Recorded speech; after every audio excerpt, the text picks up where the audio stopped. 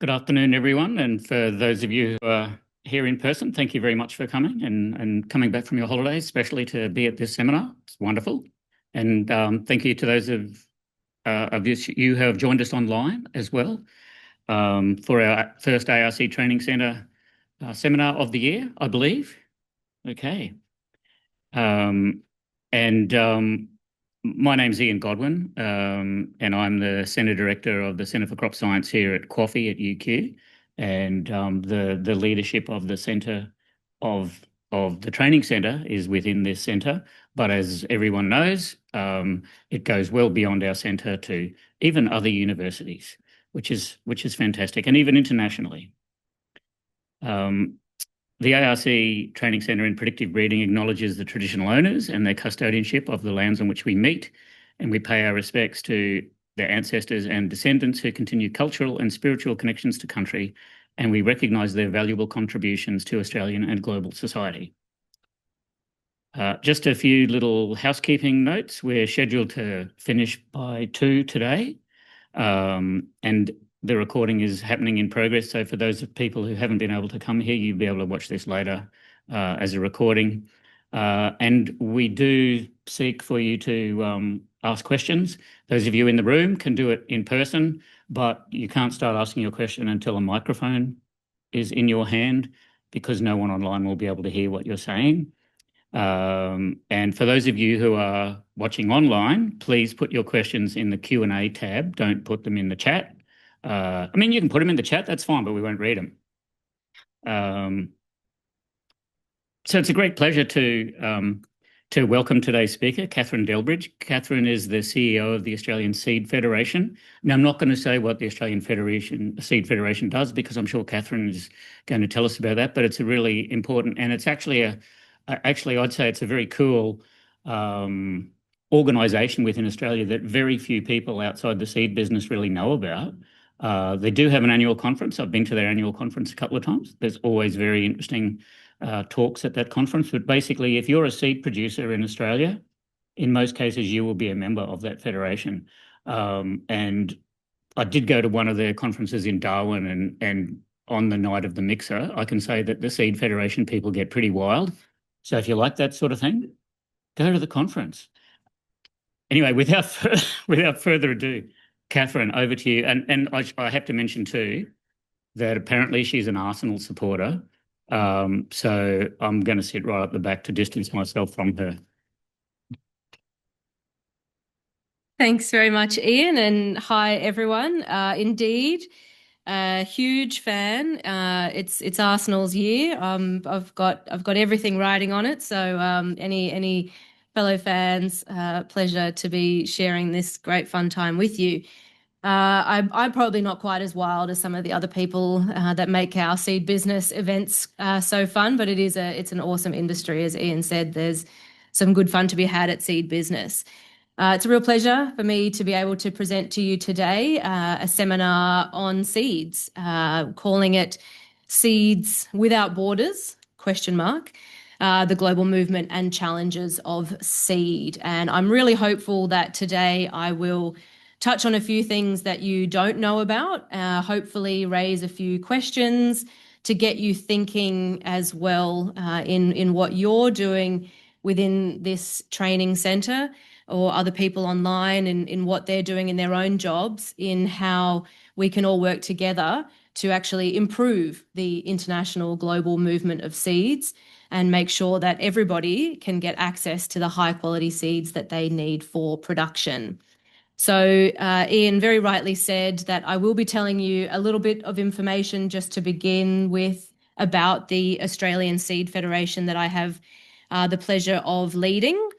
So we are a pretty classic peak industry body, but if you're not familiar with what a peak does, we are there to sit between government, regulators, and other policymakers and a membership body to try and ensure that the work of what our member companies need to, in order to do their own business, that we can try and help smooth some of that pathway. So a lot of the work that we do spend in our time is in the policy and advocacy space. So we like to prepare submissions, we talk to government, and we advocate on behalf of the companies that make up the seed sector. So seed production, but also the companies that are there to market and sell seed. And we also have people in our membership that provide services back to the seed industry. So like seed cleaning or processing, even machinery and bagging companies, anything that is in that full seed supply chain that allows seed to get from the crop or from the ground to the hands of who needs to use it for sowing purposes. We're pretty broad. So this slide here is to try and show the breadth of what we cover as the Australian seed industry, because generally what I find is that if you're somebody that's working in the animal space, you might think of seed that sows for pasture that will feed red meat or dairy cattle. Or if you're someone that's working in grains, you think of seed and you just think of cotton, of wheat or barley. Or if you're in, textiles and cotton, or in oil seeds and canola. Or if you're in the veggie industry, you think of carrot seed. But actually, we are looking at all of those seeds and more. So the majority of what we spend our time in is in the agricultural space and big, broad-scale production. So large producers that are sowing seeds through their field crops and grains. And we do look at GM or gene-edited crops as well as organic and conventional. Then in the horticulture space, so that's a lot of some of the fruits and lots of vegetables, as well as flowers and shrubs. That also then moves into the native seed space, which is a really interesting part of our membership. Some people are, again, working with native seed in agriculture, but others are also working with native seed in environmental restoration. They might be working with mining companies, so quite different to outside of your more traditional agricultural crops. Forage and pasture, as I've mentioned, so that's your nice tall, lush grasses that are there to feed animals. A lot of that sort of more lush ryegrass kind of looking in the dairy industries of down south, but then into the tropics and in northern parts of Australia, we're thinking about pasture grasses that aren't quite as lush and are pretty hardy and can, keep going and feeding cattle populations in really hard times and drought. And then we have what we would call in our industry the short grass sector, so lawn and turf. And so again, this is outside of ag, where we're meeting with sporting associations, so everything from your MCG to your race courses, who are looking for that top quality, top producing variety of turf, through to home gardens, as well as local parks and sporting clubs. So we're incredibly diverse in what we do. And we're a small, lean but mighty team of 3.5 to try and cover kind of all of the policy challenges that exist with what happens across the country. So in Australia, we do produce a fair bit of seed for the export market. And again, this is in that sort of pasture and grasses space. We produce a lot of that seed, but we're also a country that imports a lot of seed. And so that might be something that you'd consider more in the vegetable space, because even if a seed was originally grown, say a beetroot seed in Tasmania, that seed travels around the world before it actually kind of reaches that end market due to how that part of the industry works, which I'll touch on in a bit more.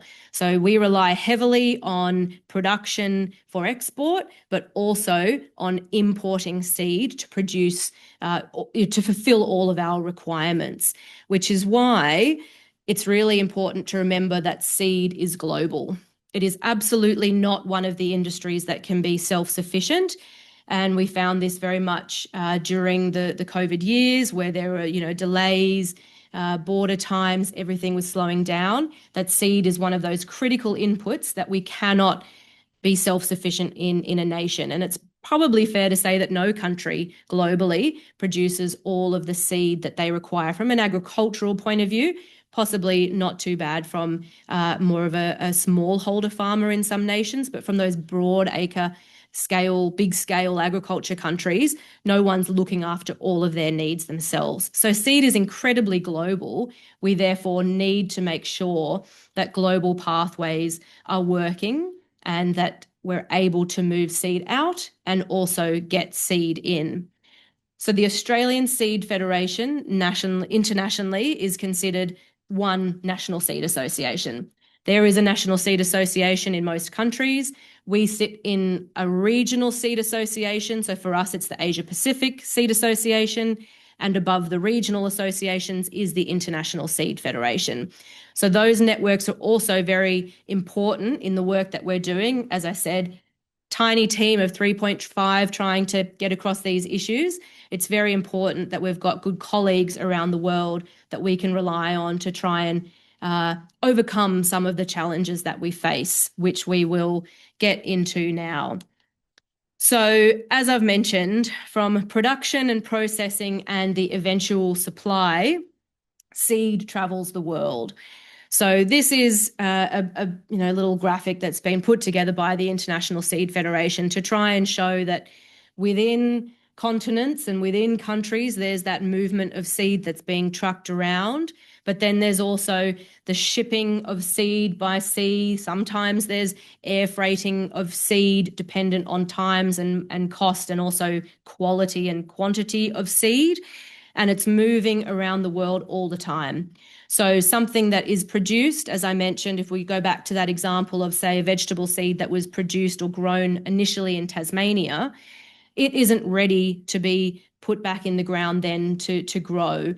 A lot of the time, that seed will travel to the Netherlands, which is a huge seed hub for processing, where it is fully cleaned, it might be treated, it might be coated to ensure that it's got the right protections to germinate and grow at the right time and rate before it is re-exported back across the world in order to be sown and grown for produce.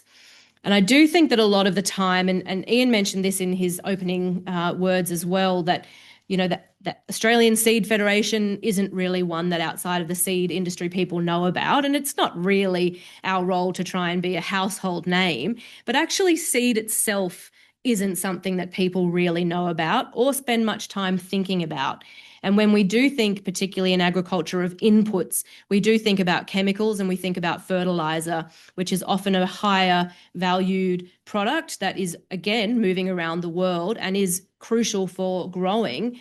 But without the seed initially, there's not too much that you'd need to worry about whether you're getting your chemicals and your fertilizer if you don't need to treat or support its growth.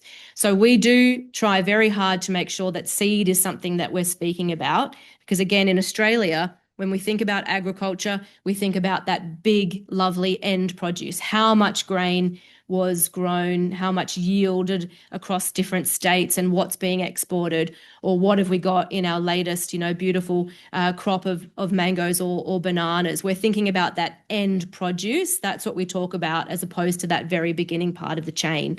And so it's really important as an industry to be able to try and make that message clear about just how complicated this system is to move. So while the seed is trying to move its way around the world to get to who needs it, it's being controlled by regulatory frameworks developed by governments. So there is a global authority, the International Plant Protection Convention, that comes up.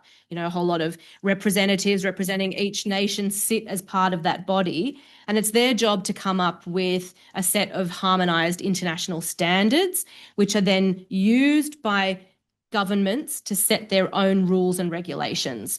So while there might be standards set internationally, it's still up to each country to have their own rules and regulations. And as you would imagine, they can differ wildly. And there are good reasons for those sorts of things. So we all, I think know, in Australia that we've got pretty tough rules and requirements around biosecurity because we're able to protect ourselves as an island nation well.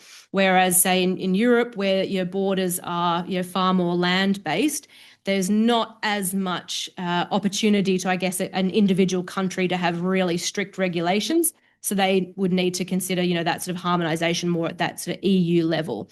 But what this does mean is that because seed is moving all the time, it's often coming up against some really tough barriers. Red tape is aplenty, and it doesn't always go smoothly. That's a reality when you have a whole lot of governments, doing their right thing by their own nations and their best to make their own rules, and you have corporate clients and customers, often which are global companies, just saying, we just need to move this faster. We just need to get this done.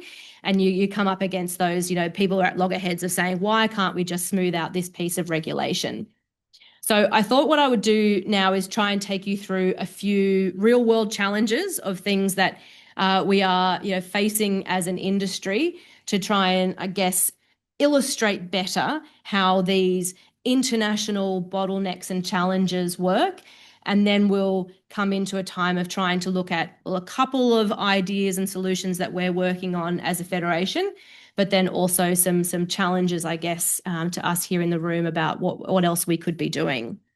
So I'll try and talk in as much detail about these particular examples without providing commercially confidential information, or so a few details may be left out. The first one there around a global regulatory framework, and an example that I'll give you in India at the moment that we're looking at. So I mentioned earlier different pasture grasses and tropical pasture grasses that are kind of from grown in this part of the country and upwards north, that are incredibly sought after in countries that have also got really harsh climates, who need to feed big populations of red meat or the like. And there are some varieties that we grow here in Australia that are really sought after because we are considered to be a country of high quality, good production, and people want to work with us and have access to our products. But there exists in an Indian government, I guess their import procedures, that for a couple of these varieties of tropical pasture species, they're only able to be imported to India from the original country of origin, as in where the grass originated from.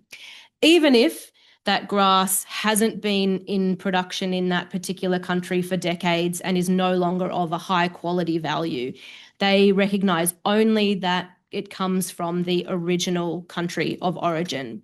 So we have the challenge of saying, we've got a variety of grass that would go well there, that there's customers ready to purchase this that want it, but it's because of that regulatory framework that is the hold-up. It's nothing to do with a phytosanitary measure. It would be able to be clean enough here to be imported into India, but simply because it's coming from Australia, it doesn't meet the requirements. And while that sort of seems like, let's just change it, let's just get Australia added to the list, it's incredibly complicated to do that because it has to be a government to government conversation initially to say that, this is what's coming from Australia and this is what you as an Indian authority would need to do. And even to just try and prioritise to get that level of conversation when our governments and their governments are dealing with a whole range of market access requirements, it's challenging to get it onto the list to talk about. And it's not something that private industry can just, change like that. So that's an interesting example of a trade barrier because of a global regulatory framework. The next one that I wanted to chat about is probably something that, hopefully some people will have at least heard of this because it was pretty big news for at least sort of 6 months in the last 18 months, is TOBRFV, or the tomato brown rugose fruit virus, which can occur in crops of tomato and capsicum. So this is a particular virus that can be passed through via the seed. So not every virus or a disease is be able to be passed through by the seed, but this is one of those that is. It's a virus that has existed around the world now for quite some time, but it was found in Australia for the first time in July or August of 2024. It was identified in a crop of tomatoes in South Australia in a greenhouse facility. And so greenhouse, when you think of tomatoes in a greenhouse, they're being grown for fresh produce production and, in pretty big scale in some of those grow houses in South Australia.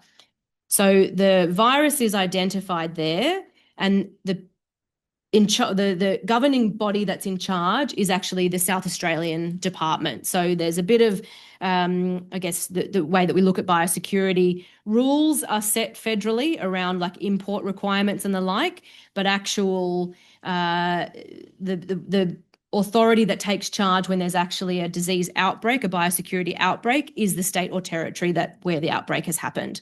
So the South Australian Department gets involved, and they shut down production in the greenhouse to try and contain where this virus is. It did pop out in one other facility, but they were able to eradicate the virus there. And then they begin the process of trying to trace back to see, where did this virus come from? And essentially the results are inconclusive in that, while yes, it may have come in via seed, it also may have actually come in on somebody's jacket or on the bottom of somebody's shoe. It's one of those viruses that is really can hang around, and it may have been in that facility for a while, but it just hadn't actually appeared in a growing cycle yet. So it's incredibly difficult to always do the trace back of these sorts of viruses. So what they then had to do at that sort of more the Biosecurity Council that would meet of all of the different states and territories, as well as the federal department, decided that we can't actually, on a virus like this, always try and eradicate it. We have to move to a management process, which is, I think, a very pragmatic and a good response, considering that 80% of countries that produce tomato and capsicum seed have this virus present. So it's one of those things that as an industry would say, it's not a if it's coming again, it's a when it does come again. So making that sort of a pragmatic approach to say, all right, let's just move now to what do we need to do when we have a virus like this.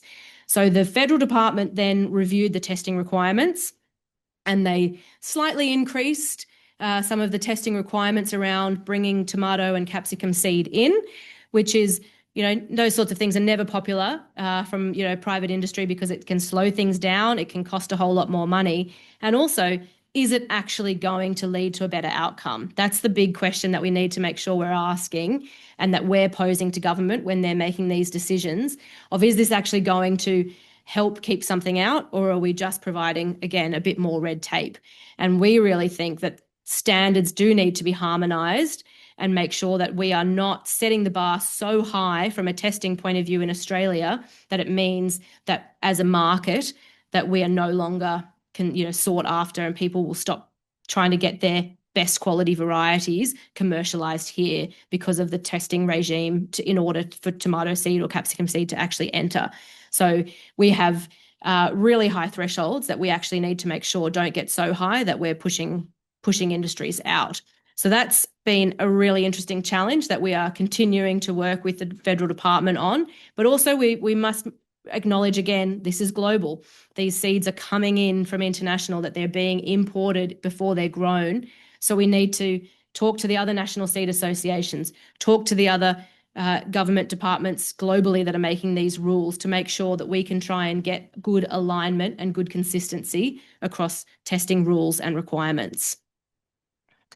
Another global issue that we had, I guess at this point, it's probably close to 2 years ago when it first reared its head, was Australia produces a lot of lucerne seed, largely in again, South Australia and other southern parts of the country, that goes to the export market. And the biggest market historically has always been the Kingdom of Saudi Arabia. Now, in Saudi Arabia, they made some internal decisions around water usage to make sure that they are decreasing or trying to decrease their water usage, and as a result have stopped issuing import permits for anyone trying to import lucerne seed. So it's not a directive, it's simply that import permits are no longer being signed off. That's a big industry in Australia that sort of overnight is no longer able to export its lucerne through to KSA, with really not a lot of warning, and things, were genuinely on the water making their way over to be imported there. So that's where we then have to try and talk to DFAT and our agricultural counsellors that are based across the world to try and get their support and advice around when a decision might be overturned, and also what can the industry do in the meantime with, what other markets are available and open for them to be able to export to. So again, another really interesting trade challenge that comes from this very global nature of the industry. IP risks. Now, this is one that gets quite technical and complicated, so I'll try and not get too far into it. But this has both, I think, domestic as well as international ramifications. So in Australia, we have a plant breeders' rights system governed by the Plant Breeders' Rights Act. And it's actually great legislation, and it's great to have it. It's great that our breeders can have protection of their varieties through this particular act. However, whenever you've got legislation, an act, whatever, it needs to make sure that it is maintaining its currency and particularly keeping up to date with international standards and harmonisation. And we've actually found ourselves now in a position where on a couple of pieces we've fallen behind. And what that means is that some companies, again, global companies that have lines, commercial lines that could be great for growers here in Australia, they don't want to commercialise those here because they're concerned about a particular loophole that exists in the current legislation around essentially derived varieties. That means that they could have their variety taken, bred into another variety, and wouldn't receive any royalty payment essentially for the initial variety that they've commercialised. So this is something that we have been looking at for quite a long time to try and get the legislation reviewed. But it's really, again, it's a tricky process to try and actually get something that you can go and have a chat to a parliamentarian who looks after, a really big agricultural, portfolio, or their constituents are all working in ag. And they'll say, yeah, that sounds like a no-brainer. Of course, we want to try and fix a loophole like that to make sure that we've got good investment, good global investment coming back into Australia. But to try and get from, yep, that sounds like a good idea, to getting something to legislative change is incredibly difficult and time-consuming. The other part of the IP space that we really need to try and strengthen here is making sure that people aren't infringing other people's plant breeders' rights. So there, it can't. The law says if a company has a plant breeders' rights on a particular product, that is theirs to sell. That product is just theirs to sell. However, we know in practice that doesn't always happen, and people do sell and market some seed as a different variety. We need to make sure that infringement is able to be stopped. It's tricky to know who the police is in that sort of situation, right? The Australian Seed Federation, we do our best to get out there and spread messages and make sure that people know that you're not just doing the wrong thing, but actually what you're doing is threatening an industry and the viability of an industry. And it's about making sure that people are doing the right thing so that companies continue to invest in those next generation and next varieties of crops. But we don't have the authority to do more than that. And so we're looking to try and get a piece improved in the legislation around an infringer's notice scheme to try and support the efforts of what we're doing as an industry to try and stamp out people that are doing the wrong thing. And then the last one there is another big global challenge, which is I was actually saying to some people earlier, I'm not sure what language to ever use around now of GM or gene editing or new breeding techniques, biotechnology. We've got all these different terminology. I'm not sure if there's actually one that's a catch-all anymore, but you know what I mean when we're talking about divergent legislation globally that is really slowing down innovation in this space. So there will absolutely be companies that will say that they're waiting for Europe to make their final decision on how they're going to treat NGTs before they make a decision about commercialising a product across the globe, because it's purely not in their commercial interest to do so if Europe wasn't in their market, if they couldn't get through the pathway in Europe in an easy manner. So Europe is close, right? Like they've had that trilogue conversation recently where they've come up with their proposal that then has to make its way back through European Parliament. But I feel like we're closer to Europe making a decision in this space than ever before.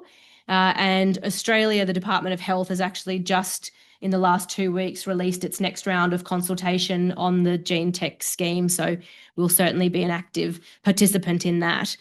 But it really goes to show it's not just about one country having, a right piece of legislation. When we're talking about the global nature here, we all need to know that it's going to work across the globe for companies to be able to make these good decisions and make sure that we're getting the best varieties available.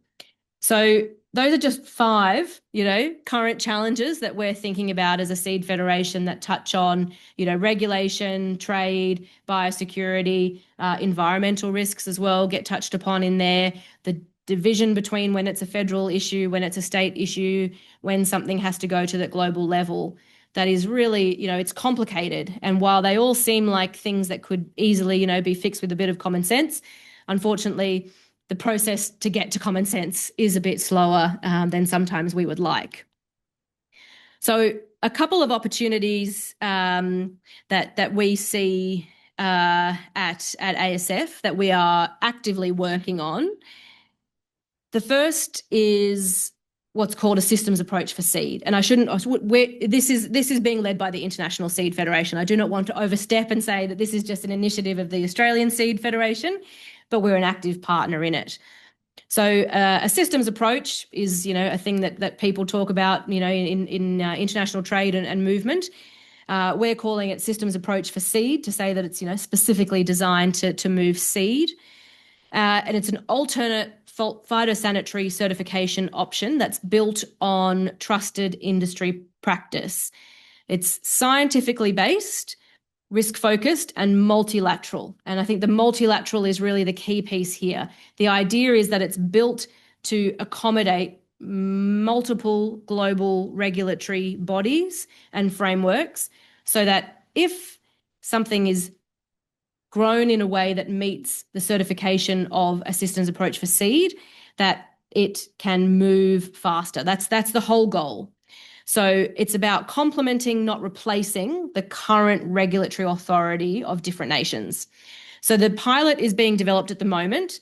It's between Chile, the Netherlands, the Philippines, and South Africa, and it's on cucumber seed. So if you think about that, that's tiny in terms of as a pilot. It's not about vegetable seed, it's not about horticulture, it's about cucumber seed. And what the first step of the process is to actually get those 4 nations, their government authorities, to agree on the pest risk list of cucumber seed. And that in itself is a challenge because sometimes different authorities will have different pests on their, cucumber risk list that others won't. And then you've got to go through what's your data, what's your evidence, what's your reasoning for that. So it's a great idea that's going to take a long time. This pilot has been already around for a few years and we're still at the stage of trying to get this, list sorted before we can even get to a place where we're actually trying to move seed in this way. So in that example, the seed would be produced in Chile and the kind of, biosecurity practices where the seed would be produced in an isolated environment with good checks, field checks, seed testing, making sure there's not unauthorized access. It's to say, if we do all of those things, if it's a Swiss cheese model that you're even familiar with in a biosecurity context of Swiss cheese with the holes in it, that every layer has got a hole in it, but if you mash all the cheese together, you probably won't get a hole that goes right the way through. So if you do everything, you're at least giving yourself the best opportunity to reduce the risk, is the idea of this approach. But it's going to take a long time before we can actually say that we're now moving seed on a systems approach for seed. But we have to think big and we have to start at these sorts of scales in order to try and enact change into the future.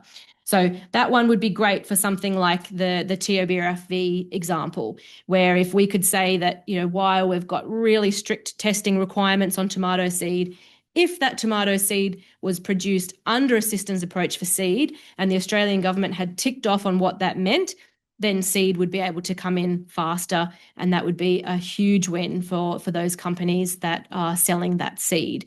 It would also be a great way to be able to convince, in that Indian example, to say that, well, this seed has been, produced under a systems approach for seed. So now, you should feel trusted that all you need to do is put Australia's name on as a country of origin, and you would be able to, trust that that seed is coming through from high quality production practices. The other big one in this sort of opportunities space, and this is, right back to what I mentioned as a peak body, our core business is policy and advocacy work. And really, this is, the bulk of trying to solve some of those other challenges. So the other challenges of IP, of biotech or gene tech regulation, as well as some of those other market access challenges, like Lucent into Saudi. So the Plant Breeders' Rights Act, as I said, we've been working on that for quite a long time. But yes, it's a tiny, piece of the puzzle. The Plant Breeders' Rights Act sits under the Federal Department of Industry and Science. So there's a lot else going on in the industry and science space that's that captures the attention of, say, a Minister for Industry and Science. And so for trying to get them to understand, firstly, that the Plant Breeders' Rights Act is there, secondly, that it needs amendments, thirdly, that all of industry supports these amendments and that we need to get it to that legislative agenda, certainly does take time. So IP Australia looks after this. And I know that team has been, wanting to get that to the legislative reform piece for a long time. And we hope that will happen. Maybe this year we'll get to our sort of final review stage. But again, gene tech reform, this we haven't done any gene tech reform through the OGTR or Department of Health in a long time now, right? Plus 8 years or thereabouts at this stage. FSANZ did do some reforms in the last 12 months, but it's slow. It's taking a long time to get there. And again, we don't want to fall out of step with international standards. Same with the market access and trade piece. We are, as a seed industry, while for a couple of our companies, their whole business might be in sending Lucent seed overseas, and KSA may have been one of their big markets. But if you think about that as a size in the Australian context of what we're exporting, when you look at our brothers and sisters in the grains industry, we are teeny tiny. And so again, trying to kind of elevate that to a place where we can get some assistance to have those conversations is not easy as well. And I never want to sound like I'm bashing any good public servant or ag council around the world, because they really are great to work with. But we know we're a small fish in a big pond, and so it is hard for us to always get that attention to be able to get our issues up to the next level. And everything just takes time. So that's also part of, I guess, as a peak body, trying to make sure that we're getting all the right information from our members as early as possible so that we can prosecute these cases as well as we can without having to, to go back and forth and take up our time and government's precious time in getting that information. So we try very hard to coordinate that work of our members. And I guess the other opportunity that I wanted to touch on here is around what are the opportunities of people working, doing their PhDs, students, postdocs, all of it in the ARC Training Centre for Predictive Breeding. So I think this is the great benefit of having, so many diverse industry partners engaged in the centre, is that hopefully we're here to make sure that when people are doing their research work, that they're not thinking only about the research, but thinking about what is its pathway to market, from a breeding point of view. So I guess the kind of key questions I've written down here to think about what are the opportunities we have are, what traits would you prioritize to reduce biosecurity risks or to avoid regulatory restrictions? So if you were able to think about, breeding with disease resistance, is that going to allow for a smoother, faster path to market eventually? What a great opportunity that would be. And that would be very appealing from, say, a commercialization point of view. Or what sort of scientific evidence do regulators need to feel confident enough to harmonise standards or to implement mutual recognition? And how could advocacy in diagnostics or traceability help? So in that sort of evidence-based piece, what are regulators looking for that you might be able to think about in your own work that we could put forward to simplify that or improve that process? And I guess my other question is, do you understand the IP landscape in which, crops are operating in the plant breeders space? Do you understand the international trade pathways that future crops might eventually end up in? Do you understand the biosecurity regulations that you're operating in and how they differ from state to state with different movements? And we're talking about the global picture of how to move seed, but I will tell you that some of our members will say, the hardest thing to do is actually to get something from South Australia into WA. So those sort of regulations, understanding those and having those, in your mind when you're working, which seems sometimes far away from that eventual picture of where these particular crops or animals, as they might be, would get to. But if you've got these questions at the front of your mind, I think we'll get ourselves to a place where we're able to be more efficient in the pathways that we're building. And I think this is the great strength of training centres with the industry partners in being able to, have those partnerships right from the start of people's really exciting projects. So hopefully, as I said, I have said something that has been a bit interesting and maybe something that you haven't thought about before. I've been in sort of, the ag or ag adjacent space for about 8 years. But before that, I was working in disability and mental health, so something completely different. And I think I never kind of expected myself to fall in love with the world of ag as much as I have. And particularly, I have to say, in the seed space, I'm 3 years into working with the ASF, and I'm still learning something every week, and I'm still excited by something every week. And the way that I can see our members and their commitment to the industry, and how long they've stayed in the industry, I think is actually just testament to what a great space it is.